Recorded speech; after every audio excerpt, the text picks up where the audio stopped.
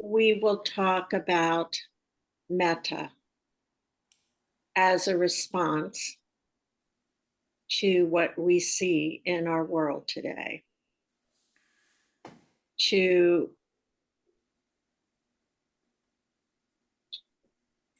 our response to the cruelty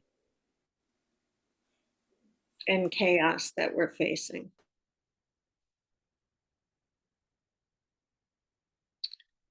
First, a little roadmap of today. We'll do a guided meditation, and then we'll have some mindful movement with Emily. Thank you, Emily. And thank you, Jerry, for hosting. Then I'll share about some of the challenges and what the Dharma says about meeting the world with kindness in the face of cruelty. And then we'll do another reflection or meditation. And after that, we will have some small group sharing. So please take a comfortable seat.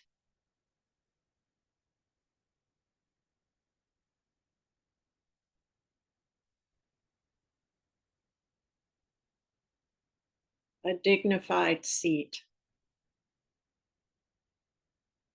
feeling your sit bones on the chair or cushion,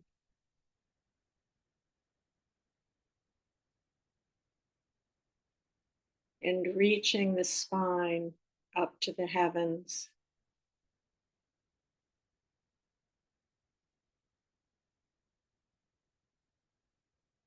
Giving space to the vertebrae, to the internal organs in the torso.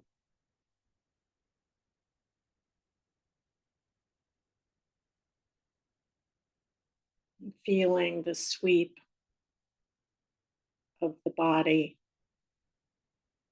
from the backside to the top of the head.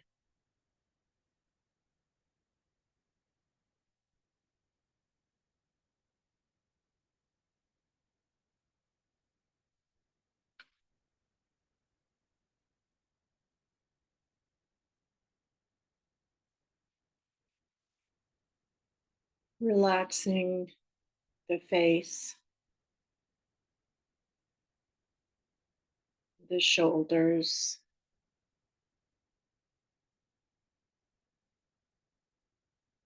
the inside of the shoulders.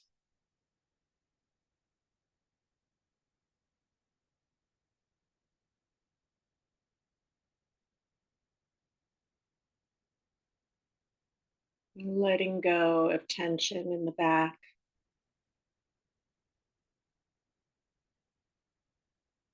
Around the belly.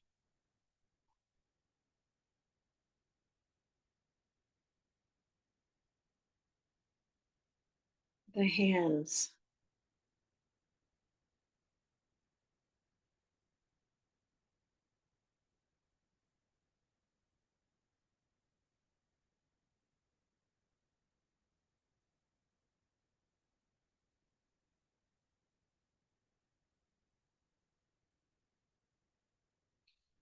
Feeling the weight of the settled body.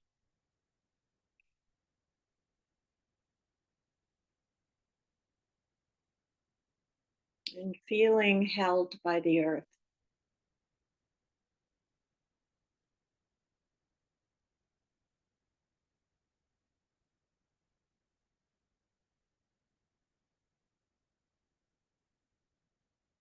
Allowing the mind to soften.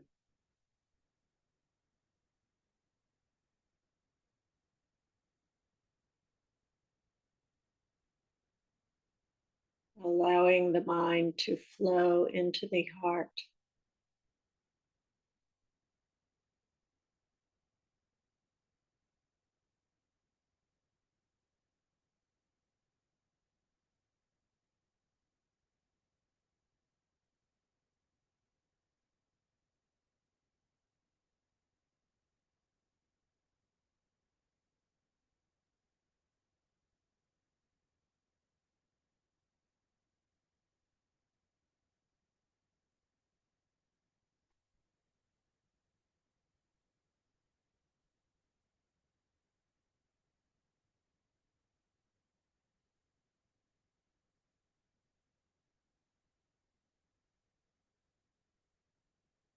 feeling the body alive, breathing.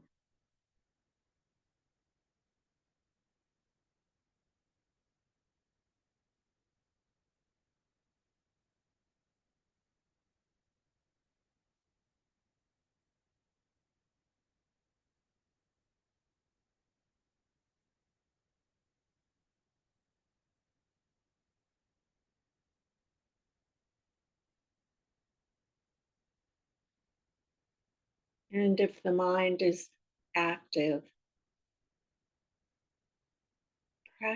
practicing kindness.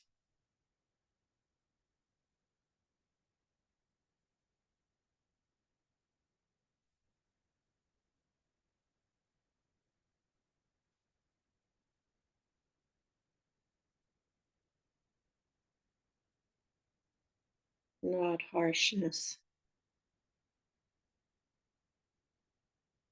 not judging the mind's natural propensity to think.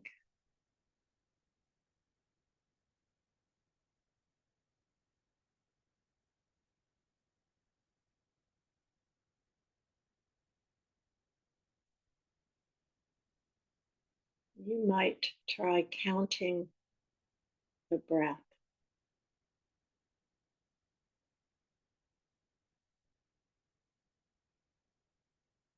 And if you forget to count, that's okay. Just going back to one.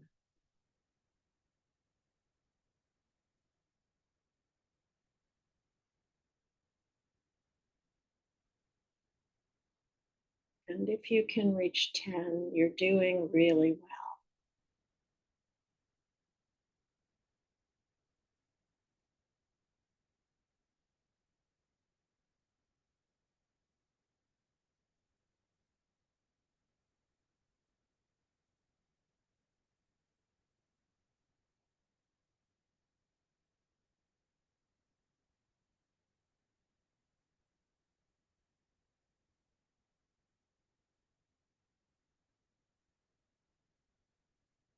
And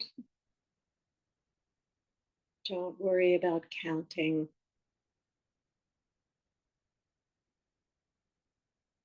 If the mind is not active,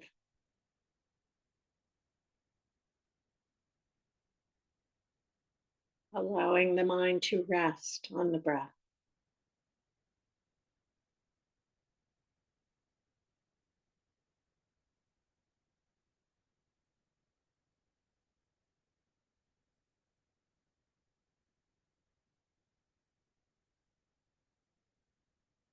Feeling the mind at rest.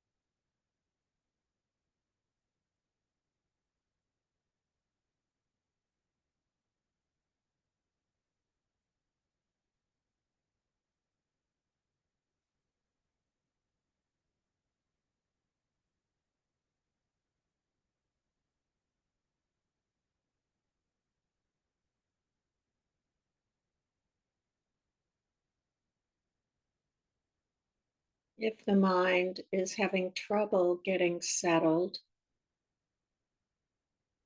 practicing patience.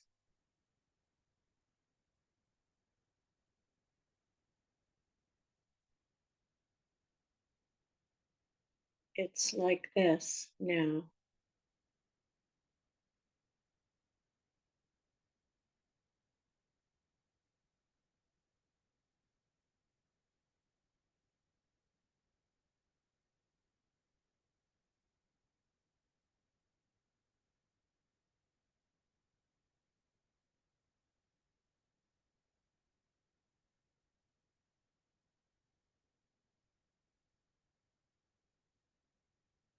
recognizing your sincere intention to be free.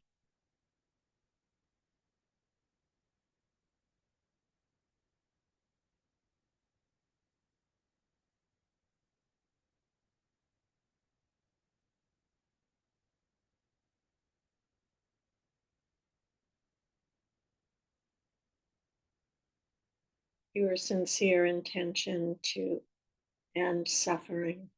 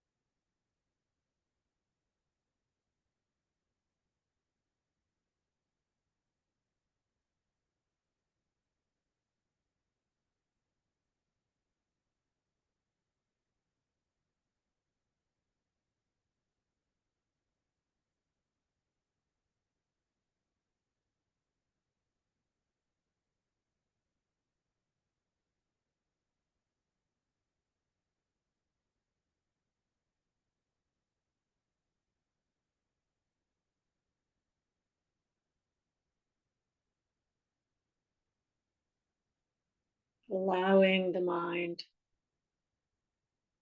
to rest on the body breathing.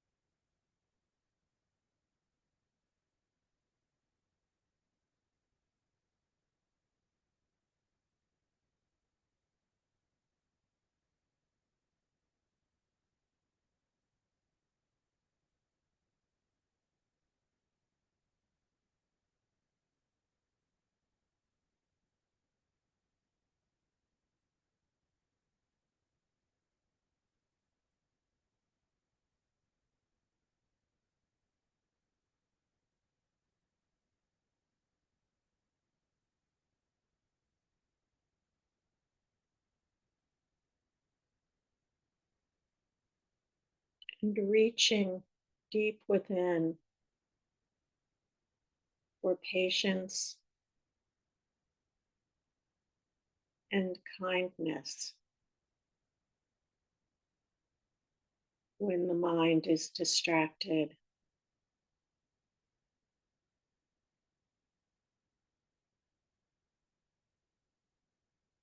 We're practicing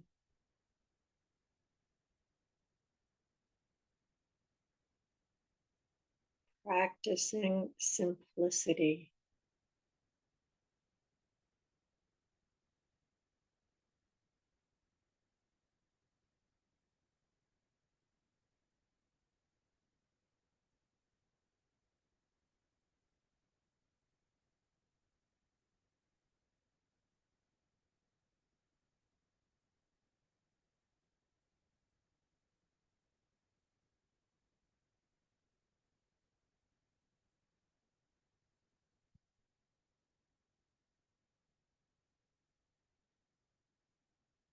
Practicing letting the body heal itself.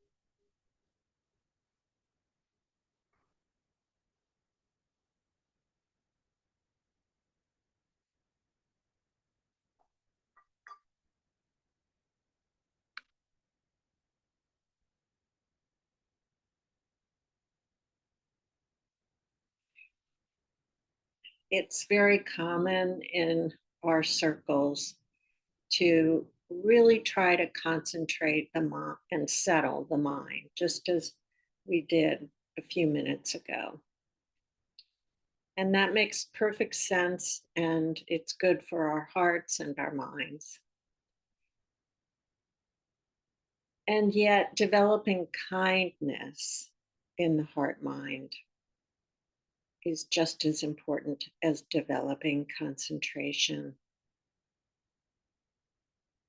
Bhikkhu Analayo said that in his opinion, the genuine opening of the heart to kindness and compassion is a better measure of our progress on the awakening path than having extraordinary experiences.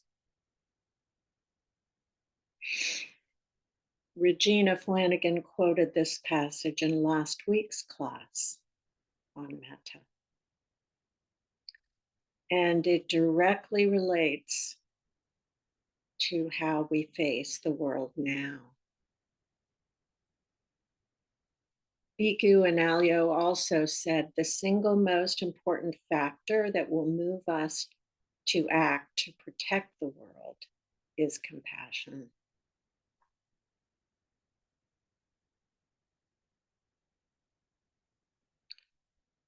Compassion in early Buddhist thought is the wish for no harm.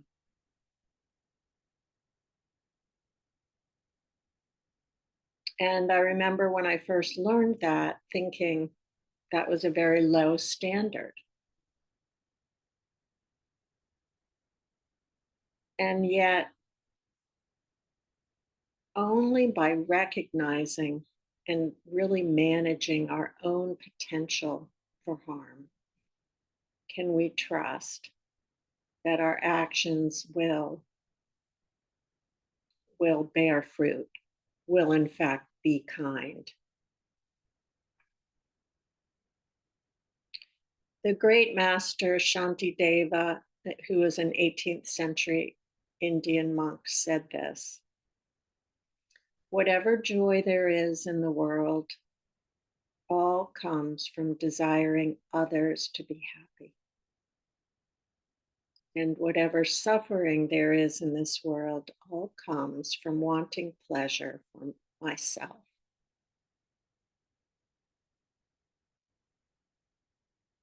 So, with that as the backdrop, let's look at how we might help the world.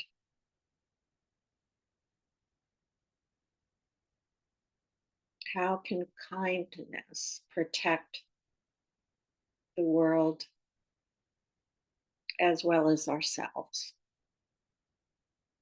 Because kindness must be directed inward to move outward.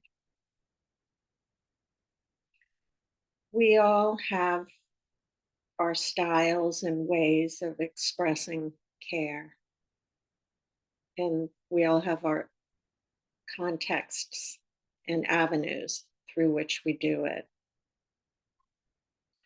And some people, especially around our community, DC, the metro area, operate in big and public ways to serve the goals of compassion and equity.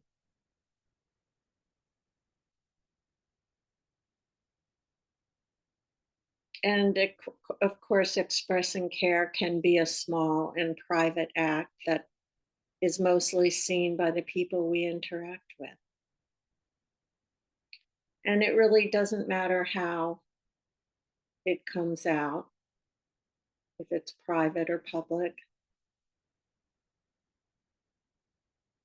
It can be a smile or an attitude of friendliness.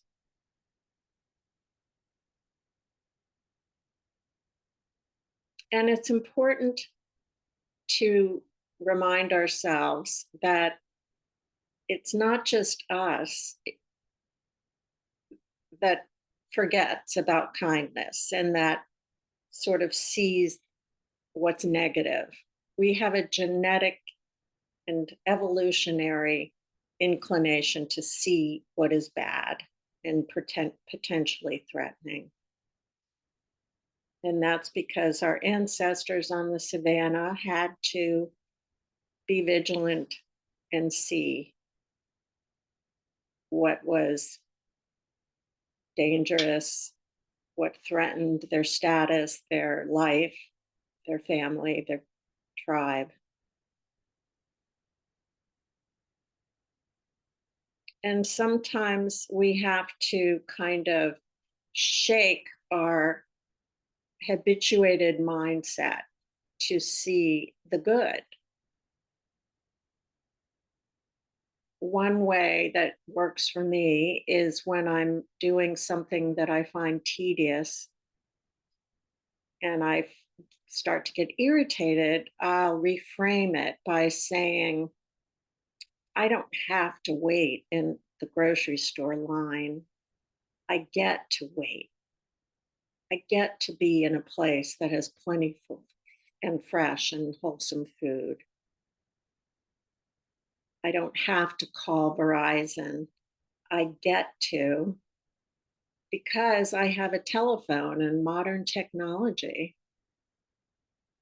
which of course are things that we're privileged to have. And so we constantly need to reframe so that we can see the structures of our privileged life, because we grew up this way and we're all the things that support our lifestyle are like fit water and we're like fish. We just take it for granted.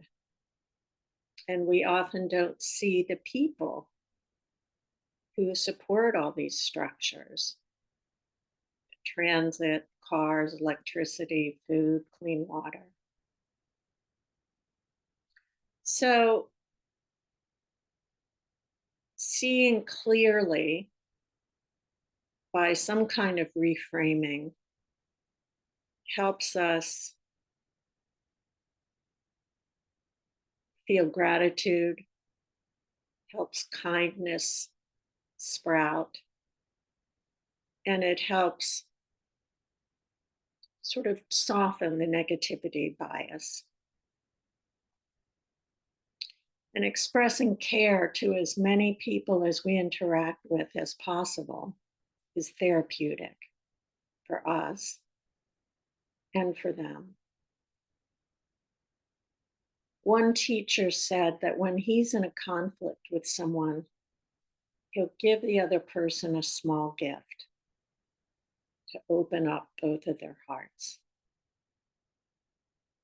and shake up sort of the pattern of conflict and resentment.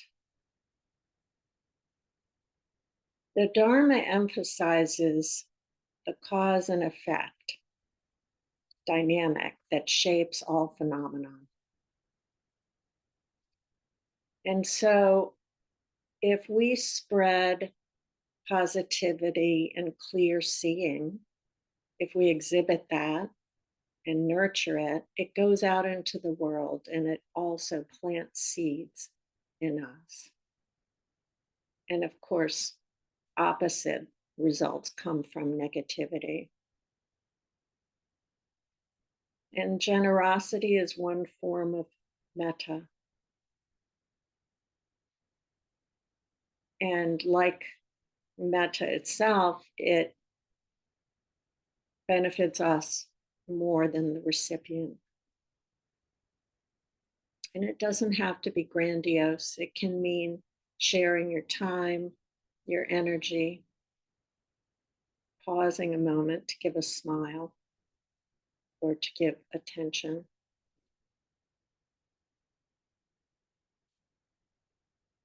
We know that attachment and clinging is a cause of suffering. And when we're generous in a healthy way, whether it's a large or small gesture, it frees us. So we go beyond our egoic needs just for that moment. We focus outside the small self. And we're putting a pause in that moment to our own agendas, preoccupations, defenses. And the heart opens up a tiny bit. And even if you give and you decide when you're deciding whether to give in that little moment or in that long pause, even if it starts with a constricted heart, trust the generous impulse and don't judge yourself. Because even if you feel stingy and you give, you're softening clinging and attachment, molecule by molecule.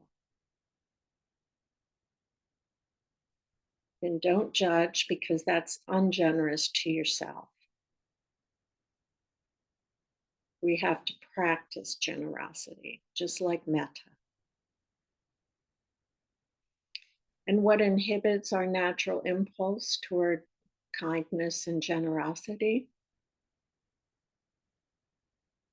Fear, many, many times. Fear of not having enough or being enough or being taken for granted of or taken advantage of. And not feeling a sense of belonging also inhibits kindness and generosity. So, mindfulness of what is holding us back and kindness toward those impulses can soften and free us to practice kindness and generosity.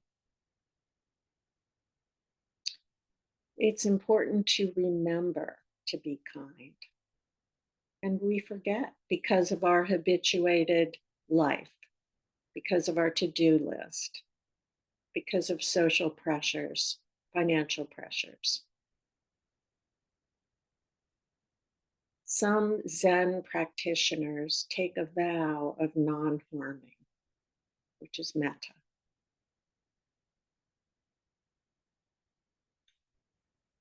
Let's do a reflection. Sitting with the spine upright and alert.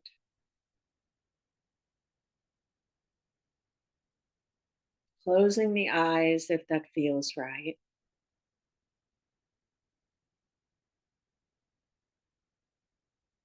And looking back over the last 2 or 3 days,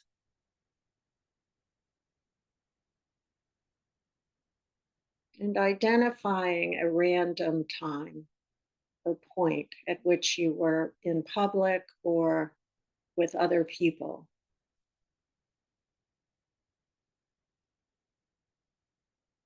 At some point when you were with others, what was your energy?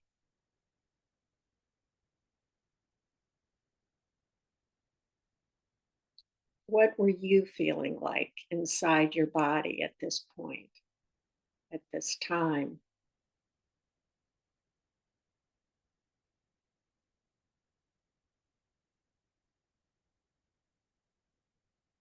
Did you feel kind, hurried,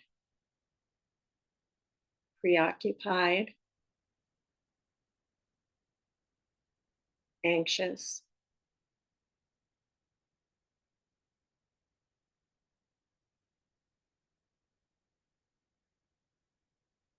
Just remembering that moment,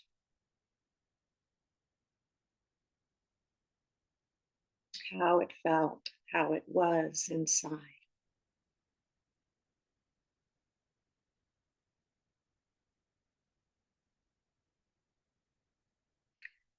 And sensing into the kind of energy you sent out.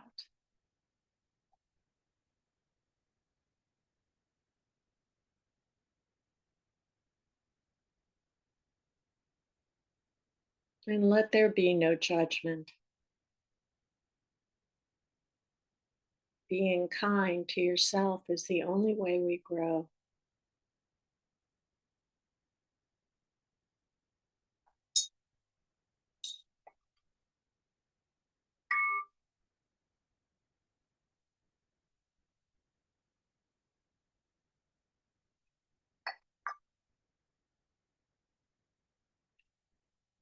Lately, I've realized that when I return home, very often, when I see neighbors outside, I feel uneasy. And it's not because I don't like them, I do. They're nice and friendly, and usually they want to chat. And the problem is that I'm usually in a hurry. I'm about to get on a Zoom meeting, or I have to go inside quickly and do something and then go out again. And that anxious hurrying, I'm afraid, sends an energy of anxiety or indifference. So I am practicing. I'm practicing with that sense of always hurrying. I'm practicing slowing down. So, this discussion about expressing care is kind of easy in a vacuum. But as I said, when we look around at what is happening in our society, we're challenged emotionally, spiritually, by the chaos and cruelty. We care about the world. We want equity. We want justice for the immigrant and other oppressed communities. And that reflects our deepest values. And yet, that caring creates challenges. We can get very focused sometimes on an outcome that we want.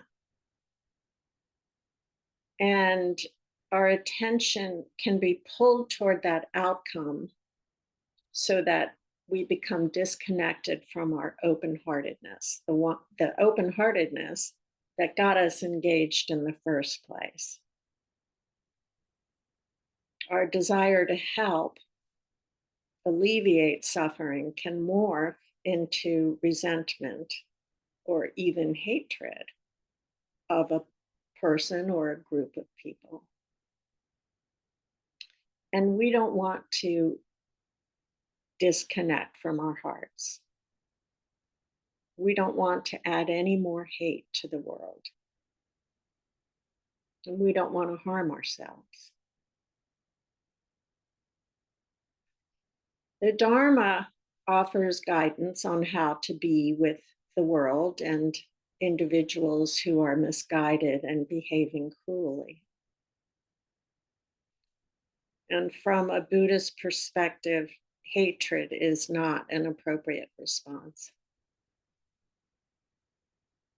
Bhikkhu Analayo recounts the Buddha's lesson on this. He said, we should try to find something good in in a person who does evil, and we should pay attention to that.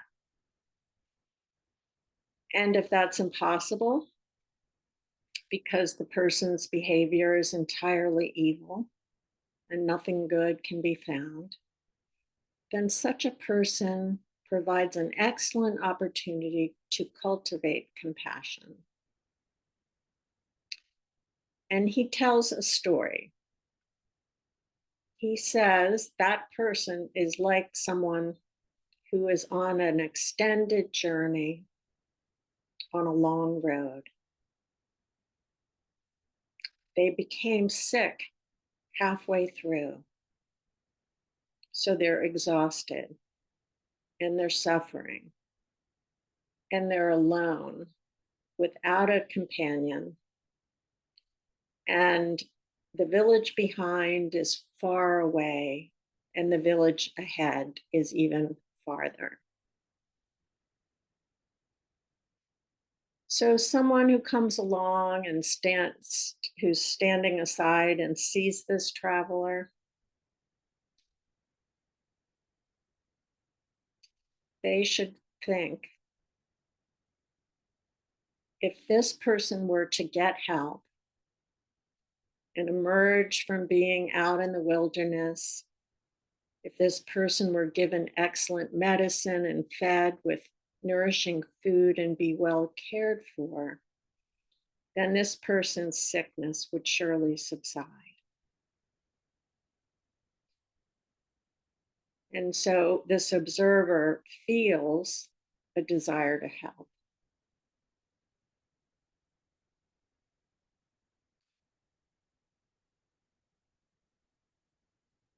So Bhikkhu Analayo says the harm that this traveler, this sick traveler, is experiencing hasn't been inflicted by anyone else.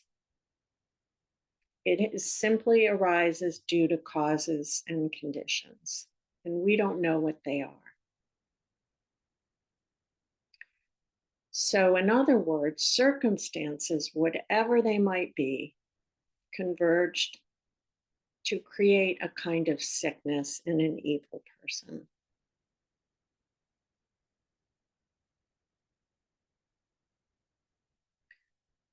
And the appropriate or ideal response would be compassion.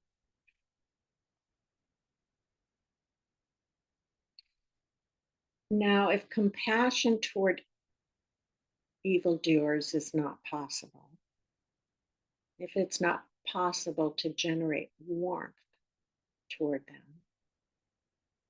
then we can have non hatred, or at least the intention of non hatred. And in fact, we must, because hatred is a poison. James Baldwin said, hatred, which could destroy so much, never failed to destroy the person who hated. And this is an immutable law.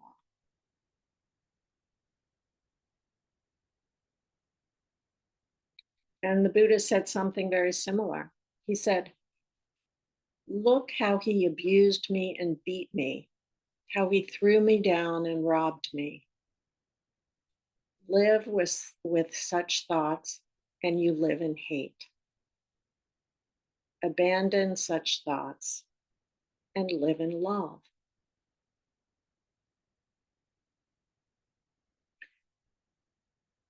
So, if we have the intention of non hatred in general,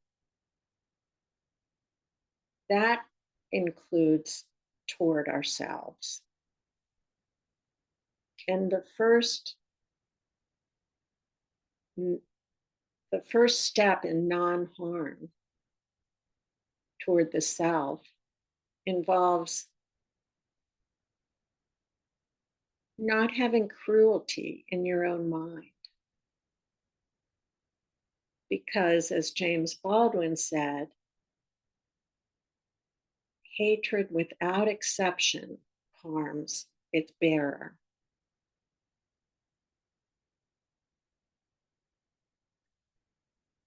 So non-hatred is enough.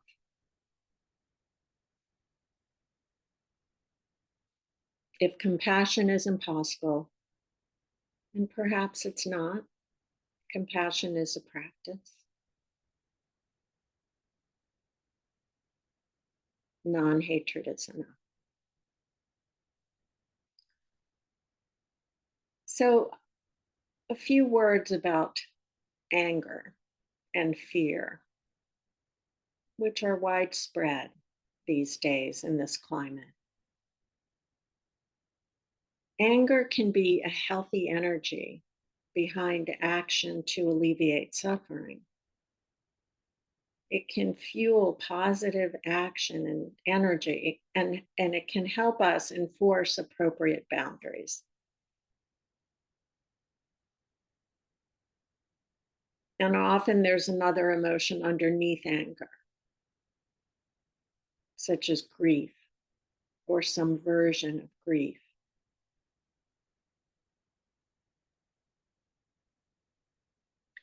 And it's important to be mindful of anger and look at it in meditation or with mindfulness at least. And if you find your anger has hostility or a harming energy, then be careful.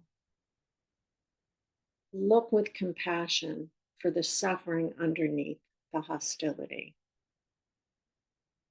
and not, again, in a judgmental way. One of my favorite quotes is by Vinnie Ferraro, who's a spirit rock teacher. And he says, "You can't hate yourself into being good. That's just impossible." And when we're dealing with fear, mindfulness is crucial because we tend to spool stories through our minds that perpetuates our fear. And we can interrupt that narrative when we're mindful.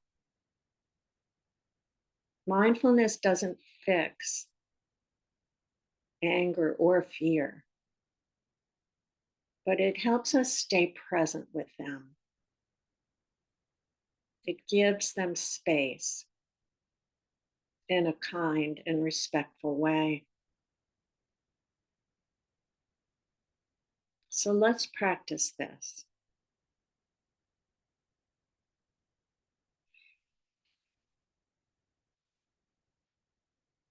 Sitting upright,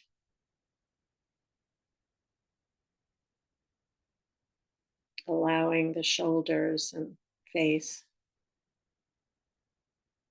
to release.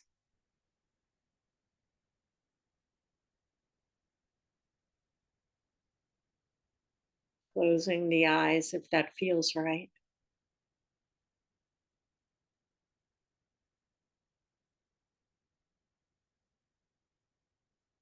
Taking 2 or 3 deep and slow breaths.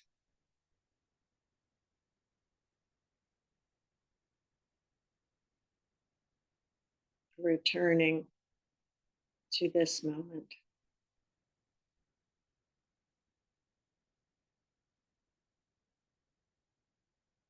Returning to the body right here.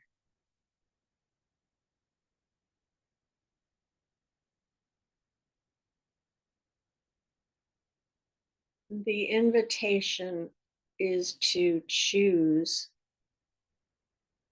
whether you want to zero in on anger or fear as an emotion that is challenging you these days.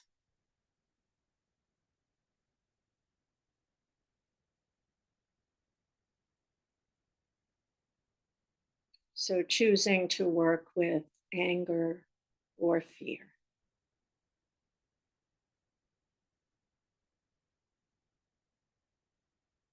Coming home to the body.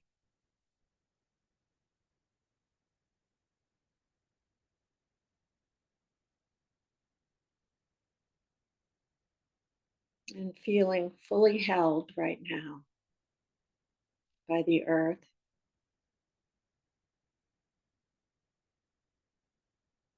and by each other, by the Sangha.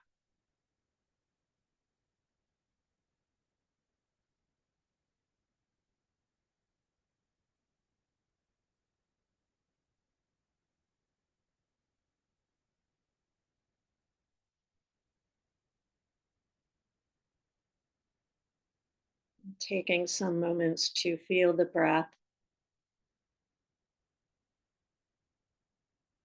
to feel the body,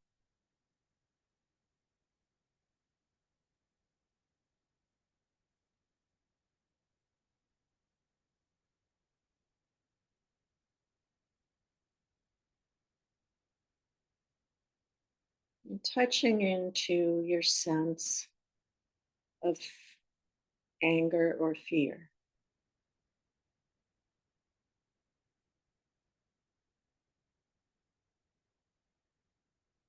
Calling it up so you're feeling it.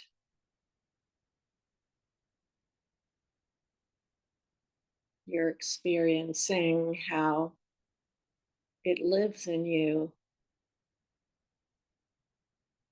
so often these days.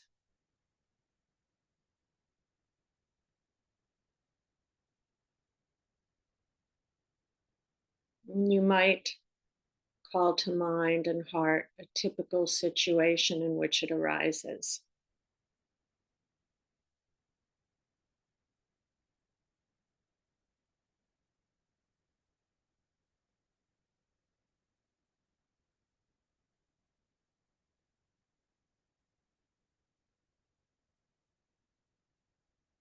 Might be reading the news,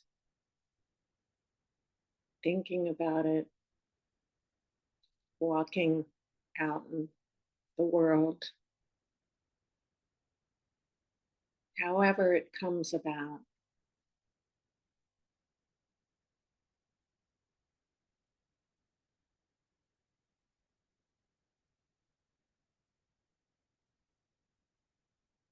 letting the body experience it right now.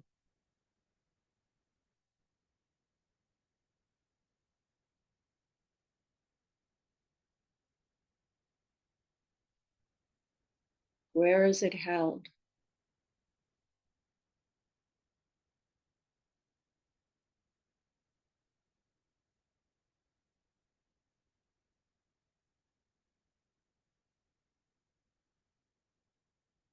In the belly or the shoulders or the face, perhaps, or somewhere else. Just allowing the body to feel it,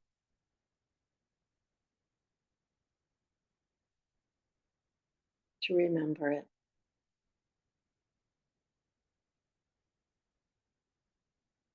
to be.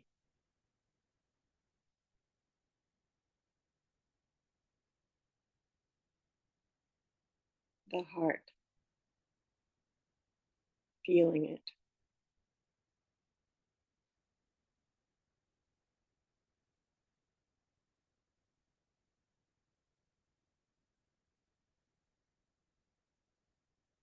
And pinpointing the places where it is felt most acutely.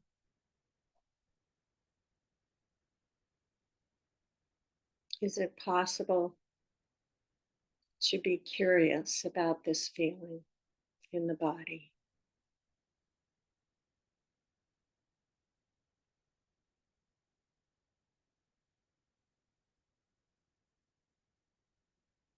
Is it possible to send kindness?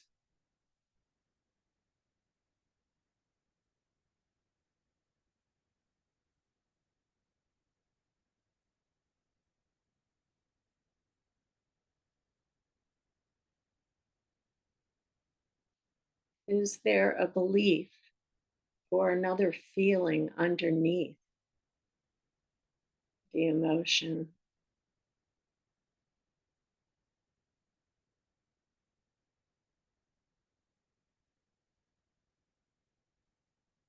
Maybe not, but just being curious.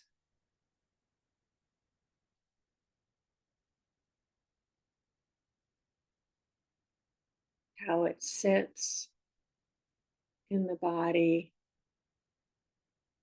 Maybe it shifts.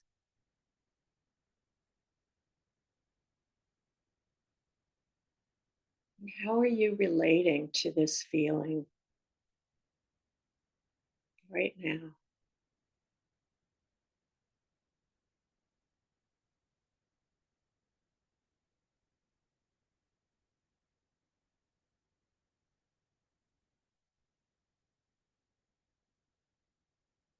Can you convey that you respect this feeling, that you allow it to be just as it is?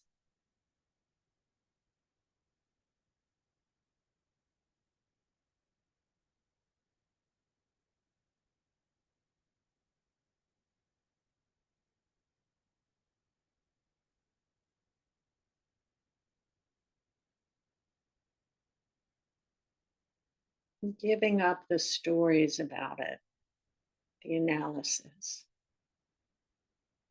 just allowing it to be in the body and heart.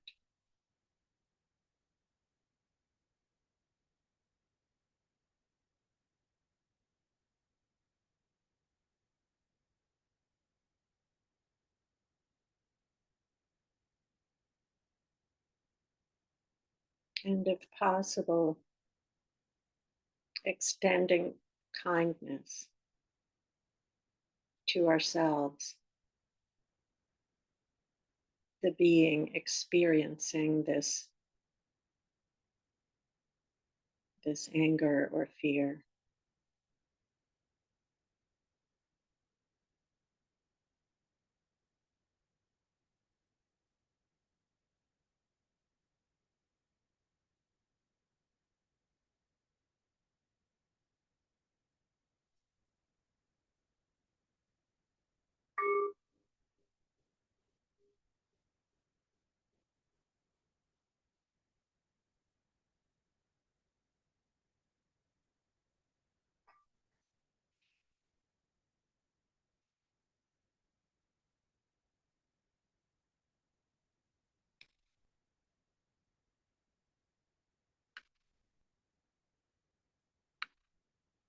Well, thank you so much for your attention.